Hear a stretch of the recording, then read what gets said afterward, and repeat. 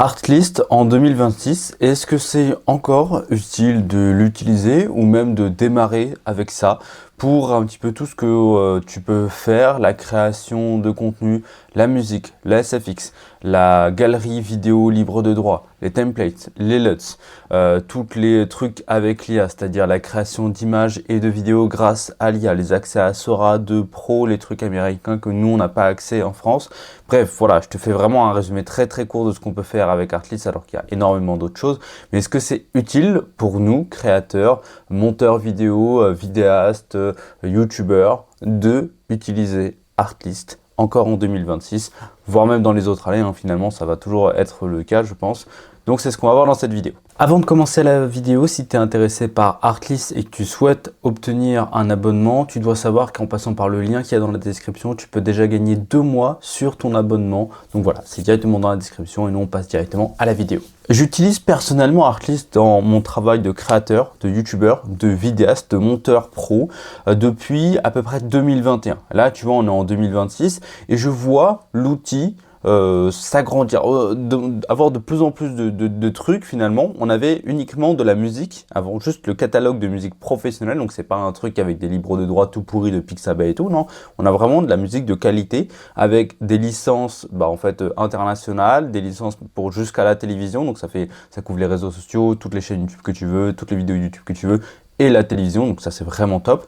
On a eu ensuite les SFX, donc c'est tout ce qui est du coup le sound design, les effets sonores un petit peu pour embellir tes vidéos. Ça c'est vraiment top et surtout il y en a de plus en plus. Comme tu peux le voir ici, il y a toujours des petits news, des trucs comme ça et tout. En gros c'est des nouvelles musiques qui viennent de sortir, des nouveaux SFX qui viennent de sortir, ou même des nouvelles vidéos. En fait on avait, moi avant je prenais des vidéos un petit peu libres de droit, Pixabay, Pexel et tout, et en fait elles étaient pourries, tu vois, la qualité des vidéos était pas bonne. Alors que là on a vraiment des vidéos qui sont faites par des professionnels du cinéma. Alors oui maintenant on a les vidéos faites à l'IA, tu vois, mais qui sont sincèrement incroyable, c'est vraiment de la très bonne qualité, mais on a aussi du coup des vrais vidéastes, des cinéastes qui font des vidéos drones, etc. Évidemment, tout ça, tu peux le trier. Un shot type, par exemple, je vais prendre de la vidéo en 4K. Donc là, je peux avoir de la 4K, je peux avoir du RAW, je peux avoir du Log 3 pour ceux qui s'y connaissent. Et voilà, on va le prendre en Golden Hour. Donc voilà, de la 4K en Golden Hour. Et voilà, on va avoir que des petits trucs comme ça avec un petit soleil couchant et tout. Super intéressant finalement en termes de qualité. On a évidemment tout ce qui est template, etc. Bon, ça, moi, je l'utilise pas, mais voilà, tu peux toujours l'utiliser. Il y a aussi Motion Array qui fait partie d'un petit peu de Artlist, donc tu peux avoir accès à tout ça, à tous les effets de motion, machin, bidule et tout. Ça peut être intéressant. Des LUTs pour du coup avoir une certaine colorimétrie et tout directement, donc ça c'est bien. En plus, tu as le visuel directement à chaque fois, donc ça c'est top. Moi, je les utilise pas, mais voilà, il y a ça, ça peut toujours être utile à avoir. Tout ce qui est tools, etc. En gros, c'est quoi? C'est qu'en gros, Artlist, ils sont disponibles sur Premiere Pro et Final Cut et DaVinci Resolve. En gros, tu vas sur Premiere Pro et j'ai accès à Artlist. Donc ça, c'est vraiment un gros game changer parce que là, tu vois, si j'ai besoin de télécharger une musique, avant, ce qu'on devait faire, c'est aller sur Google, télécharger la musique, aller chercher dans nos fichiers, retourner sur Premiere Pro, importer la musique et tout. Alors que là, tout ce que j'ai à faire, oh, j'aime bien cette musique. Je la télécharge en Wave ou en MP3, je la drag and drop et là elle est directement là, je la mets directement sur ma timeline. Et voilà, ça a un gain de temps énorme. On a ça pour la musique, les vidéos et les SFX. On a aussi tous les trucs d'IA. En gros, les trucs d'IA, on a quoi? On a la génération de voix off grâce à l'IA. Donc ça, c'est absolument incroyable. Ce qui est cool, c'est qu'en fait, il peut aussi nous reconnaître, par exemple, quand je vais dans les stocks catalogues, la musique et tout. Il y a une musique que j'ai bien, où j'ai pas la licence. Donc je vais juste aller là-dedans, de lui balancer le son, et il va trouver des sons qui correspondent à ce son-là, mais pour lesquels j'aurai les droits d'auteur. Donc ça, c'est top. Et ensuite, dans l'IA, on a évidemment la génération de vidéos avec du coup toutes les IA possibles. Hein. Tu peux voir, il y en a vraiment beaucoup. Hein. VO, Kling, on a aussi Sora, Sora ici, Sora 2 Pro et tout, c'est incroyable. Tu peux générer jusqu'en 4K, tu vois, des 8 secondes et tout. Enfin bref, tu peux vraiment te faire plaisir. Et on a aussi la génération d'images. Tout ça pour te dire qu'en fait, Artlist, ça évolue constamment. Chaque année, il y a des nouvelles fonctionnalités qui sortent, des nouveaux trucs. Bon, l'IA, la génération d'IA, voilà, c'est un petit peu en ce moment, donc ils font ça. Mais voilà, avant, on avait rien, on avait juste de la musique. Et là, en fait, avec le même abonnement, même prix, on a de plus en plus de choses qui sont arrivées.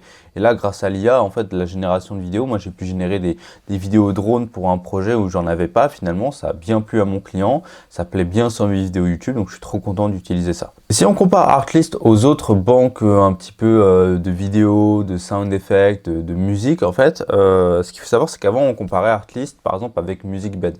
MusicBed, ils faisaient juste de la musique. Et Artlist, en fait, ils ont fait tellement d'autres choses que on peut plus comparer Artlist avec qui que ce soit parce qu'il n'y a pas de concurrent direct à Artlist. Il n'y a pas de concurrent qui permette d'avoir tellement une bonne qualité de musique. Ok, super. MusicBed aussi, ils ont très bonne musique, mais de la SFX en plus, de la vidéo en plus, l'extension sur Premiere Pro en plus, tous les trucs d'IA, la voix off en IA, personne en fait n'a autant de choses. Donc comparer Artlist avec quelque chose d'autre, ça n'a pas de sens maintenant.